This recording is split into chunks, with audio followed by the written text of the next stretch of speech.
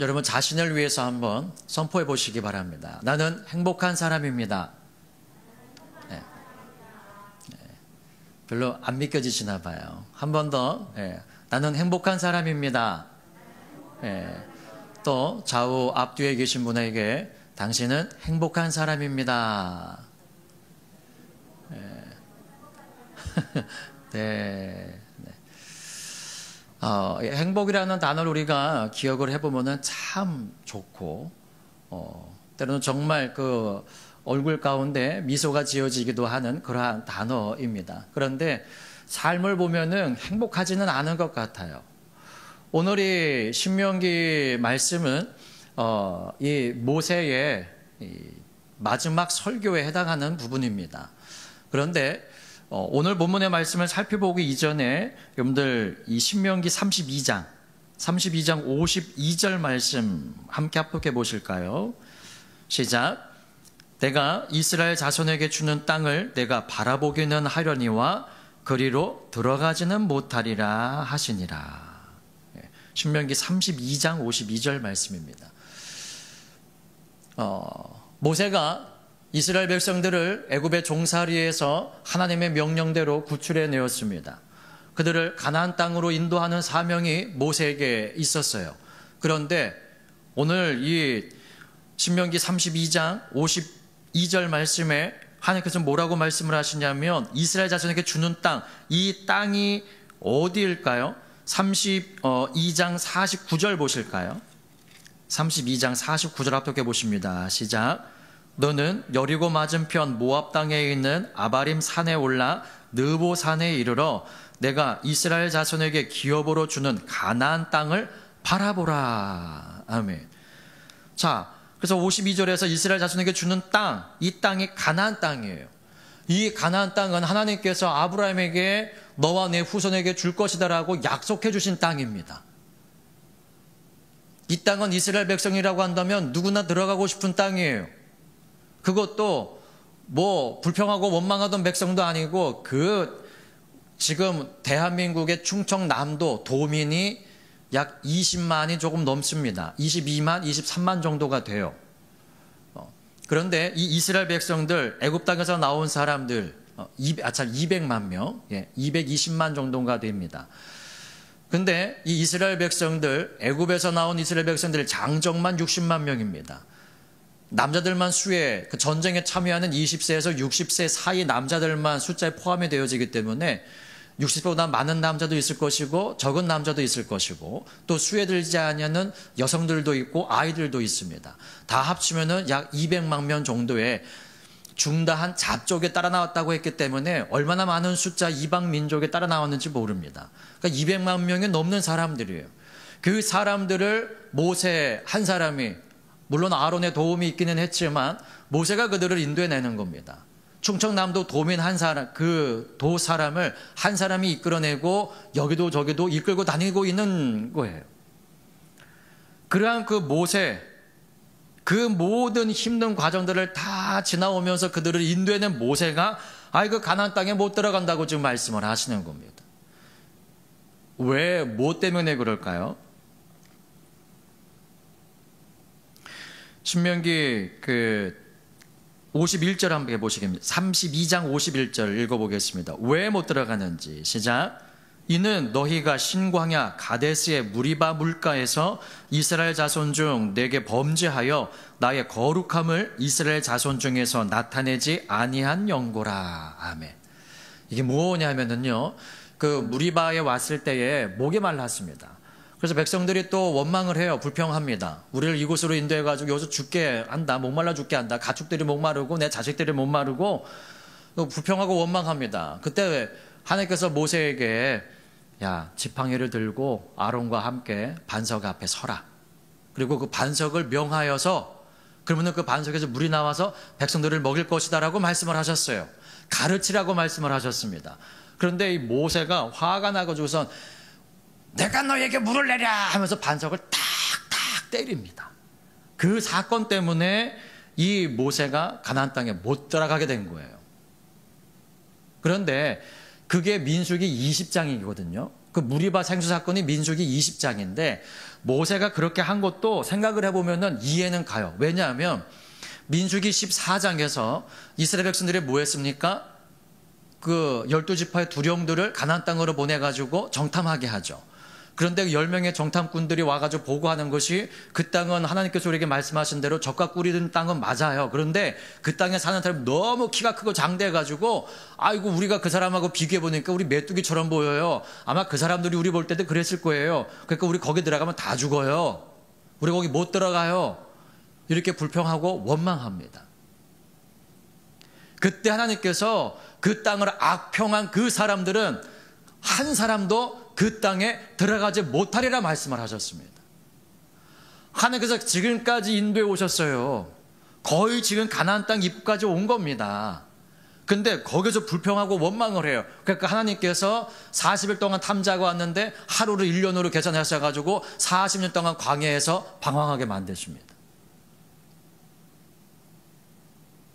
그 하나님을 향하여 원망하고 불평했던, 그리고 무엇을 말씀을 하셔도 듣지 아니하는 그 백성들이 들어가지 못하는 곳이 가나안 땅이었는데, 지금까지 그렇게 순종해오고 딱 한 번 실수했던 이 모세가 그 땅에 못 들어간다고 지금 말씀을 하는 겁니다. 그러니까 우리가 하나님께서 약속하신 그 땅에 들어간다 못 들어간다고 하는 것은 이스라엘 백성, 일반 백성들처럼 죄가 많은 것뿐만이 아니고 큰 일을 한다고 해서 그 땅에 들어가는 것이 아니라 하나님의 말씀에 순종하는 사람, 그 사람들만이 하나님께서 약속하신 그 땅에 들어간다라는 말씀입니다.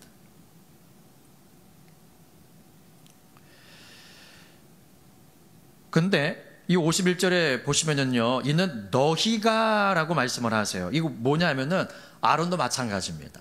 아론이 먼저 호르산에서 죽임을 당하게 되어지는데 하나님께서 그를 데려가셨는데요, 그 이유도 이거예요. 무리바 생수 사건, 이것 때문에 아론도 죽었습니다. 모세도 마찬가지고.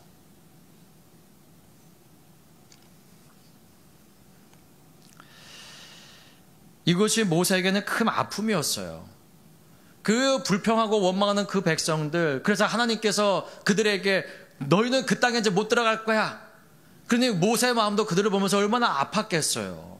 그러니까 너희 언제까지 이렇게 말 안 들을 거라고 하면서 화가 나가지고 내가 너희에게 물을 내랴 하면서, 그러니까 상황을 생각을 해보면 이해는 돼요.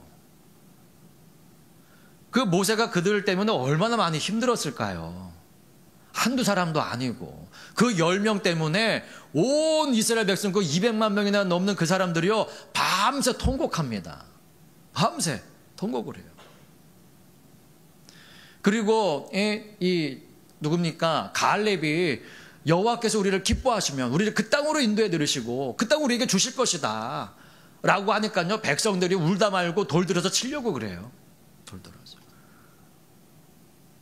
그러니 하나님께서 그들을 광야 40년을 돌리시면서 다 죽이십니다. 다 죽이세요.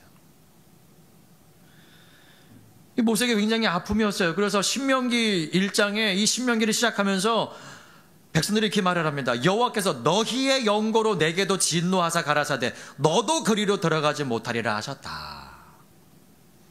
또 신명기 4장 21절에서도 여호와께서 너희로 인하여 내게 진노하사 나로 요단을 건너지 못하며 내 하나님 여호와께서 내게 주시는 기업으로 주신 그 아름다운 땅에 들어가지 못하게 하리라고 맹세하셨은즉 그럽니다. 너희 때문에 내가 그 땅에 못 들어가게 됐잖아 이놈들아 라고 하는 말이에요. 그러나 물론 환경적으로 보면 모세가 이스라엘 백성들 때문에 그 화가 난 거는 맞아요. 그러나 그 화를 낸 건 누구입니까? 모세예요. 아담이 저 여자, 하나님께서 주신 저 여자가 내게 선악과를 주어서 제가 먹었어요. 저 여자 때문이에요. 그렇다고 해서 하나님께서 아담에게 주실 그 말씀을 아니다. 그러면 이거 네가 받을 게 아니네. 야 하와 이거 네가 받아 라고 하면서 아담에게 주시는 그 땅을 갈고 뭐 수고해야지 소산을 먹고 그거를 하와에게 주셨나요? 아니요. 하와에게도 마찬가지로 너 왜 이렇게 했어? 뱀이 꼬셔가지고 그랬어요. 그러나 선악과를 먹은 것은 하와고 선악과를 먹은 것은 아담입니다. 그러니까 하나님께서 아담아 어디 있느냐라고 찾으시는 것은 몰라서 못 찾겠다 꾀꼬리 나와라 라고 하시는 게 아니라 자복하기를 원하시는 거예요. 그 앞에 나와서 주님 제가 잘못했습니다 라고 하는 말을 하기를 원하시는 거죠. 이 모세도 마찬가지입니다. 너희의 영고로 내게도 진노하사 너희로 인하여 내게 진노하사 너희 때문에 내가 죄짓고 너희 때문에 내가 진노를 당하게 돼서 내가 저 땅으로 가나안 땅으로 못 들어가게 된 거야 라고 말을 하지만 환경이 그렇다 하더라도 죄를 범한 거는 모세입니다. 죄를 범한 거. 이게 얼마나 마음이 아프겠어요. 내가 이스라엘 자손에게 주는 땅을 내가 바라보기는 하려니와 그리로 들어가지는 못하리라. 그런데 모세가 33장 신명기 33장 1절에 어떻게 합니까? 합독해 봅니다. 시작. 하나님의 사람 모세가 죽기 전에 이스라엘 자손을 위하여 축복함이 이러하니라. 이스라엘 지파를 다 불러놓고 그 한 지파 한 지파를 축복하는 거예요. 이게 모세의 위대함입니다. 너희 때문에 내가 못 들어갔잖아. 보건고사하고 에이 알아서 해. 이게 아니라 아비의 마음으로. 이 구약시대는 그러잖아요. 아브라함이 자식에게 축복하고 이삭이 야곱에게 축복하는 것처럼 아비의 마음으로 자식에게 복을 빌어주는 거예요. 그것처럼 이 이스라엘 민족의 그 갈 길을 알지 못하는 항상 불평하고 원망만 늘어놓는 이들, 이 모세가 그들을 참으면서 하나님께 간구하면서 지금까지 인내해 온 거잖아요. 아버지의 마음으로, 하나님의 마음으로. 그 마음으로 마지막 죽기 전에 그 민족을 향하여서 축복하는 게 이 신명기 33장입니다. 그래서 루벤부터 시작을 해가지고 쭉 복을 빌어요. 그리고 오늘 읽은 이 29절은 이스라엘 온 백성을 향하여서 복을 비는 겁니다. 오늘 본문 말씀 한 번만 더 합독해 보실까요? 시작. 이스라엘이여 너는 행복자로다. 여호와의 구원을 너같이 얻은 백성이 누구뇨? 그는 너를 돕는 방패시오 너의 영광의 칼이시로다. 내 대적이 내게 복종하리니 내가 그들의 높은 곳을 밟으리로다. 아멘. 오늘 본문에서 모세는 이스라엘 백성들을 향해서 너는 복된 자들이다. 너희는 지극히 행복한 자들이다 라고 말하고 있습니다. 이 행복이라고 하는 것은 그냥 우리가 맛있는 거 먹으면 행복하고 좋은 옷 입으면 행복하고 이 정도의 행복이 아니라 충만한 행복, 완전한 행복입니다. 다시 말하면 환경이 어려워진다고 해서 빼앗기지 않는 행복이에요. 누구도 가져갈 수 없는 행복. 죽음의 공포도 빼앗아 갈 수 없는 행복. 그 행복이 지금 여기 나오는 이 행복입니다. 저 여러분들 속에서 이 충만한 행복, 이 완전한 행복이 가득할 수 있기를 예수님의 이름으로 축복합니다. 그러면 모세가 이스라엘 백성들을 향해서 왜 이렇게 너희는 행복자로다. 너희는 정말 충만한 행복이 있고 너희는 완전한 행복이 있다라고 선포하는 걸까요?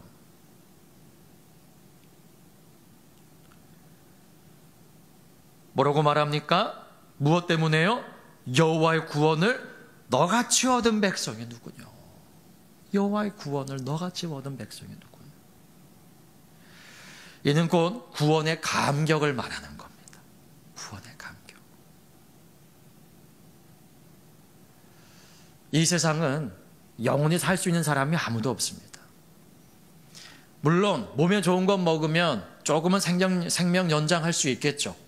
뭐 담배 한 개비만 안 피워도 뭐 생명이 얼마나 연장이 된다라고 그런 말까지 나오는데, 또 운동 조금 해서 근력이 얼만큼 생겨도 그런 말들이 나오는 것처럼 우리가 좀 더 노력을 하면은요 생명 조금은 연장시킬 수도 있습니다. 그것도 하나님께서 허락해 주셔야 가능한 거죠. 아무리 좋은 것 많이 먹어도 하나님께서 그 생명 데려가시면은 연장될 생명이 어디 있겠습니까? 그러나 우리가 조금 더 노력하고 운동하고 좋은 것 먹고 치료하고 약 잘 먹으면 조금은 더 연장할 수는 있습니다. 그러나 그것도 한계가 있죠. 인간의 생명은 유한합니다. 언젠가는 갑니다. 그러나 이 구원받았다라고 하는 이것은요 영원으로 들어가는 문이고 통로가 되어지는 겁니다. 이거 하나만 가지고도 우리는 이 땅에서 좀 불행하게 살고 남들같이 맛있는 거 먹지 못하고 남들같이 좋은 차 타지 못하고 남들같이 의리리한 집에 살아보지는 못한다 할지라도 우리가 구원받은 자라면 하나님이 계시는 그 아름다운 하늘나라에 들어가는 백성인 겁니다. 이거를 그 무엇과 비교할 수 있겠어요? 청와대 너한테 줄 테니까 너 구원하고 바꾸자라고 하면 여러분들 바꾸시겠습니까? 아, 갈등되세요? 청와대? 아이, 청와대 들어간 사람 다 감옥 가던데 나 청와대 싫어요. 뭐 그러실 수도 있는데. 예. 세상에 그 무엇을 가지고도 구원의 감격과 비교할 수가 있겠습니까? 잠깐은 마음속 뺏길 수 있어요. 황금에 빼앗길 수도 있고 맛있는 음식에 빼앗길 수도 있고 잠깐은 빼앗길 수도 있지만 제정신 돌아오면 아이고 그래도 이게 아니지라는 마음이 드는 게 저와 여러분들이잖아요. 구원은요 그 무엇과도 바꿀 수 없는 겁니다. 그 구원이 얼마나 값진 거예요? 예수님께서 생명 들이심으로 말미암아 저와 여러분들이 얻게 되어진 겁니다. 아무나 얻을 수 있는 게 아니에요. 영접하는 자 곧 그 이름을 믿는 자들에게만 주어진 것이 구원의 복입니다. 저와 여러분들은 값없이 얻은 거예요. 그러나 그 값은요 어마어마해요. 창조주이신 그분이 죽임을 당했습니다. 죄의 문제를 해결하고 천국에 갈 수 있는 사람이 아무도 없어요. 그래서 친히 예수님께서 그 죄를 담당하시기 위해서 이 땅 가운데 오신 겁니다. 그리고 그 주님이 그 구원의 감격을 주시는 그 하나님이 우리에게 뭐라고 말씀을 하시는가?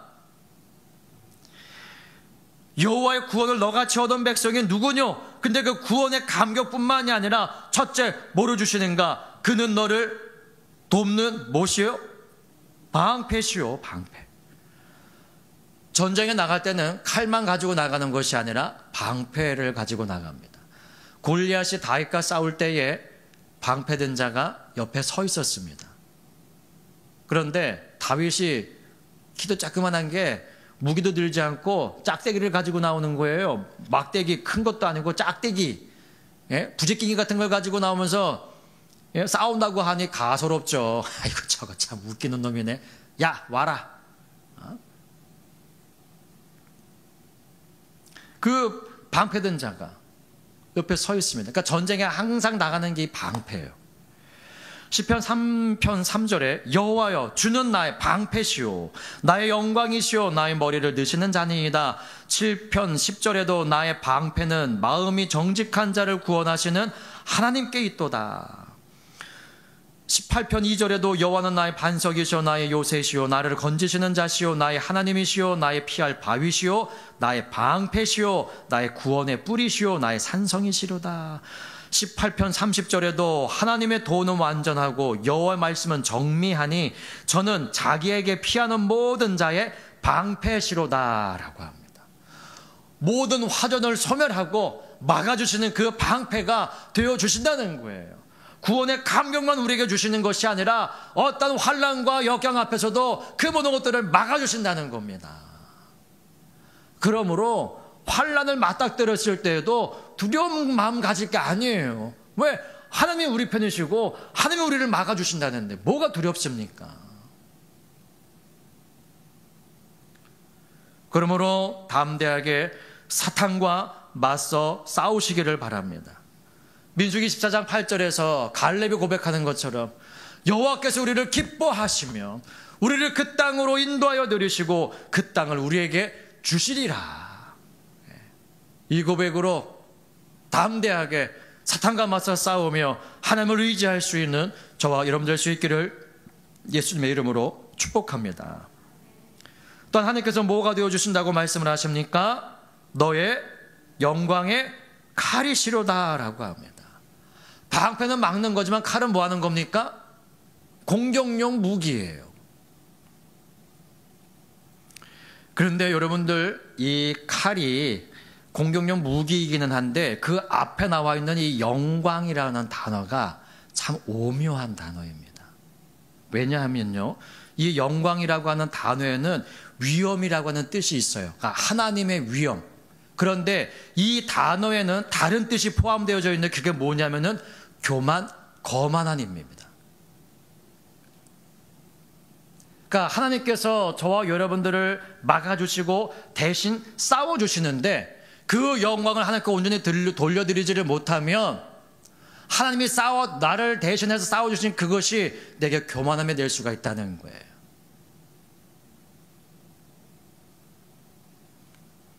잠언 16장 18절에서 교만은 패망의 선봉이라고 말을 합니다.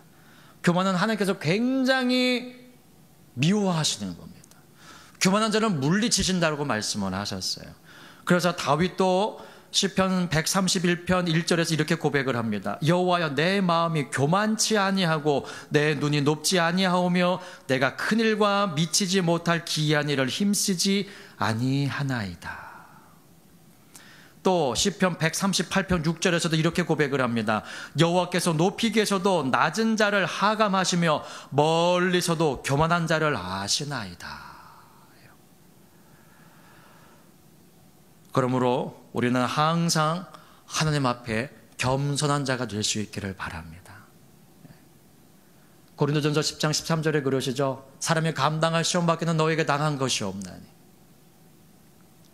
감당치 못할 때에는 또 피할 길을 내셔서 능히 감당하게 해주신다고요. 그게 하나님께서 대신 싸워주시는 거예요. 그러므로 우리가 내가 스스로 그래도 좀 내가 좀 뭔가 이 보험은 좀 늘어나야 되지 않겠어라고 하면서 남겨두면은요, 이게 하나님의 기적을 채우는데 이게 방해가 될 수가 있다는 겁니다. 그래서 온전히 드리는 거예요. 온전한 마음이 있지 않냐면은 하나님의 기적을 체험할 수가 없다는 겁니다. 아나니와 삽비라 보세요.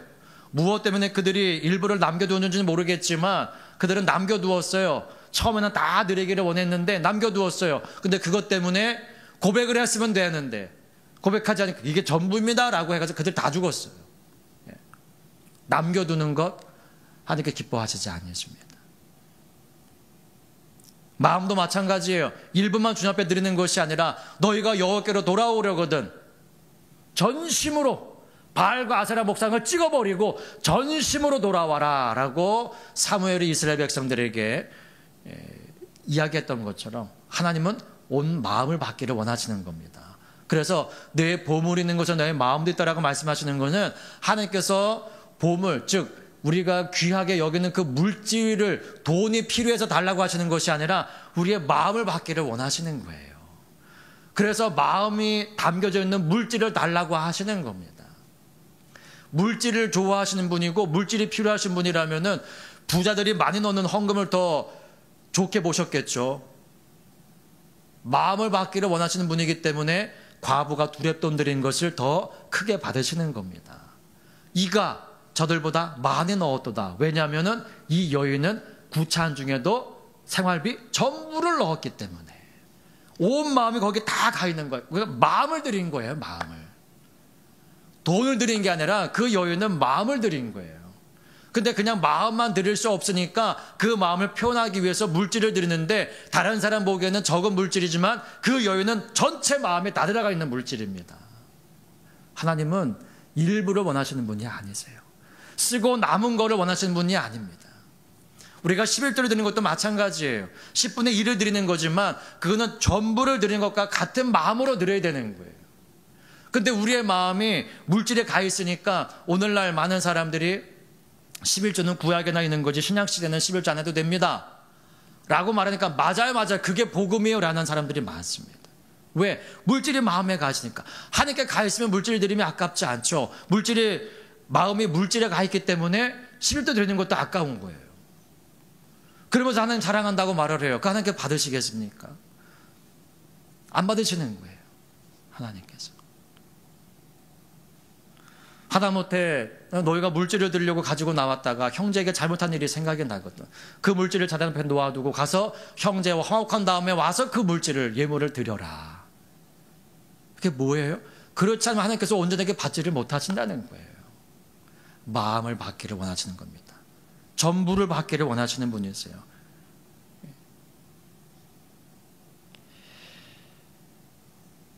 그래서 사도 바울도 로마서 12장 16절에 서로 마음을 같이하며 높은 데 마음을 두지 말고 도리어 낮은 데 처하며 아무에게도 악으로 악을 갚지 말고 모든 사람 앞에서 선한 일을 도모하라. 모든 사람으로 더불어 화평하라. 원수 갚는 것이 내게 있으니 내가 갚으리라고 주께서 말씀하시니라. 하나님께서 대신 싸워주십니다. 원수 갚는 것이 내게 있으니 네 손으로 피 흘리지 마. 네 손으로 그 대적을 물리치려고 하지 마. 그래서 다윗은 항상 기도하잖아요. 대적을 물리쳐달라고. 하나님께서 대신 싸워주신다고 했기 때문에. 그게 너의 영광의 칼이시로다. 누가요? 그분이. 그리고 세 번째 뭐라고 말씀을 하십니까? 내 대적들이 내게 뭐하리니? 복종하리니. 복종하리니. 이 복종이라고 하는 것이 무릎 꿇어. 요 복종이 아닙니다. 여러분들 예수님께서 빌립보서 말씀에 보면은 하나님 그를 지극히 높여 모든 이름에 뛰어난 이름을 주사 하늘에 있는 자들과 땅에 있는 자들과 땅 아래에 있는 자들로 모든 무릎을 예수의 이름에 꿇게 하시고 모든 입으로 예수 그리스도를 주라 시인하여 하나님께 영광을 돌리게 하셨느니라.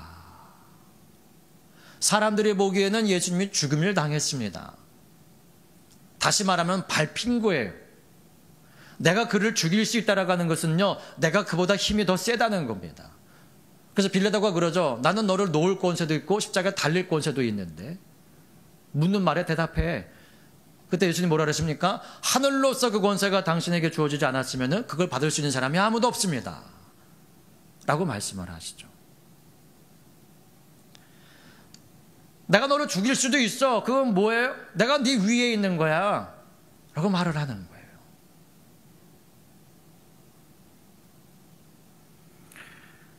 대적들이 우리에게 복종한다고 하는 것이 아이고 잘못했어요. 물론 이것도 포함입니다. 아이고 제가 잘못했습니다. 하는 것도 포함이지만 똑바로 해. 그러니까 다시는 나한테 함부로 그러기만 해봐. 이런 마음이 아니라 우리의 행위가 여호와를 기쁘시게 하며 사람의 원수까지라도 화목하게 하시느니라. 이 복종입니다. 그러니까 하나님의 말씀 안에 서로 복종하면서 화목하게 되어지는 것. 내게 복종하리라고 하는 것은 하나님께서 우리를 높여주신다는 거예요. 하나님께서 예수 그리스도 높이심으로 말미암아 하늘에 있는 자들과 땅에 있는 자들과 땅 아래에 있는 모든 자들로 그 이름 앞에 무릎을 꿇게 하신다는 것. 그러니까 하나님께서 높여주실 때까지 우리는 하나님 말씀 안에 거하면서 복종하는 거예요. 사도 바울이 그 말씀 앞에 복종하기 위해서 자기 몸을 쳐서 복종케 했던 것처럼 그 복종하는 마음으로 우리가 주의 말씀을 따라갈 때에 하나님께서 대적을 물리쳐 주시고 화목하게 해 주신다는 겁니다. 예수 그리스도 안에서 화목하게 하시는 것처럼. 그러므로 우리가 무릎을 꿇어야 될 대상은 다른 사람이 아니라 하나님께. 그래서 사도행전 7장 60절에 무릎을 꿇고 크게 불러가로되 주여 이 죄를 저들에게 돌리지 마옵소서. 이게 스데반 집사님 돌 맞아 죽으면서 했던 말입니다. 무릎을 꿇고 하나님께 부르짖습니다. 그리고 다니엘서 6장 10절에 보면 다니엘이 이 조서에 어인이 찍힌 것을 알고도 자기 집으로 돌아가서는 그 방에 예루살렘을 향하여 열린 창에서 전에 행하던 대로 하루 3번씩 무릎을 꿇고 기도하며 그 하나님께 감사하였더라. 시편 95편 6절에서 오라 우리가 굽혀 경배하며 우리를 지으신 여호와 앞에 무릎을 꿇자라고 말을 합니다. 그리고 예수님께서도 겟세마네 동산에서 누가복음 22장 41절에 저희를 떠나 돌 던질 만큼 가서 무릎을 꿇고 기도하여. 우리는 하나님 앞에 무릎 꿇는 사람이 되어져야 됩니다. 그러면 하나님께서 저와 여러분들을 높여 주실 것입니다. 그러나 하나님은 하나님의 백성이 하나님이 아닌 다른 것에 무릎 꿇는 것을 기뻐하지를 않으세요. 사사기 7장 5절 6절에 보면 하나님께서 기드온을 통해서 300용사를 부르시는데 그 마지막 테스트가 뭐냐면 물 마시는 거였습니다. 근데 물을 떠가지고 핥는 사람이 있고 어떤 사람들은 무릎을 꿇고 물을 마시는 사람들이 있었어요. 그래서 개처럼 핥는 사람들을 따로 세우게 하시고 무릎을 꿇고 마시는 사람들을 따로 세우라고 하십니다. 근데 하나님께서 누구를 선택을 하십니까? 개처럼 핥던 사람들을 선택을 하세요. 물을 떠가지고. 무릎 꿇고 마신 사람들을 버리십니다.